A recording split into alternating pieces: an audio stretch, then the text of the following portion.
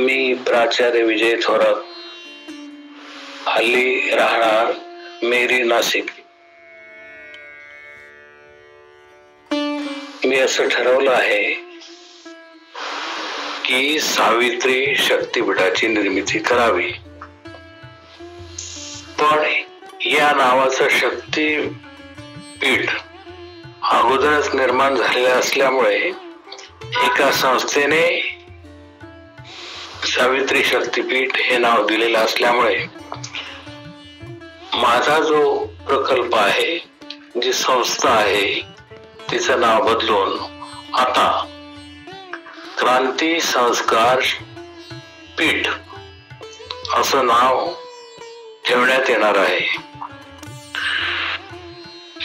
हे नाव बदलण्याचं कारण असं की ही संस्था मुळात संस्कारावर काम करणार आहे आणि म्हणून मग क्रांती संस्कार पीठ म्हणजेच संस्कार करण्याचं सुयोग्य पीठ. आता आपण बघतोय की समाजामध्ये, राज्यामध्ये, वेगवेगळ्या भागामध्ये, प्रांतामध्ये अतिशय विचित्र परिस्थिती आपल्याला पाहायला मिळते. विशेषतः संस्कार ही बाब जी आहे ही अतिशय मूल्यवान बाब आहे. समाजाच्या दृष्टीने, मानवाच्या दृष्टीने आणि सर्वच म्हटलं तर इतर संस्था असू द्या किंवा इतर कोणतीही शैक्षणिक संस्था असू द्यात, कॉलेजेस असू द्यात किंवा वैद्यकीय महाविद्यालय असू द्यात किंवा इंजिनियर कॉलेजेस असू द्यात, त्या ठिकाणी जे विद्यार्थी अध्ययन करतात त्यांच्यावर होणारे जे संस्कार आहेत ते काहीशे कमी पडत आहेत असं आपल्या लक्षात आलं आहे.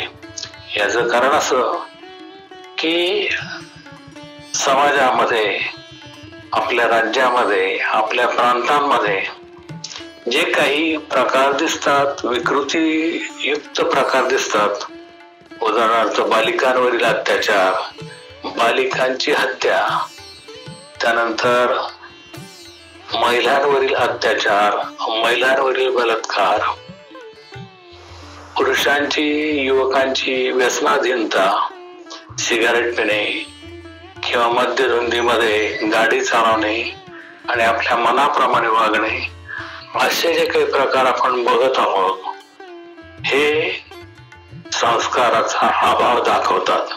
आणि म्हणून इयत्ता 1ली पासून इयत्ता 12वी पर्यंत शिकणाऱ्या मुलांना जर चांगल्या प्रकारचे संस्कार दिले,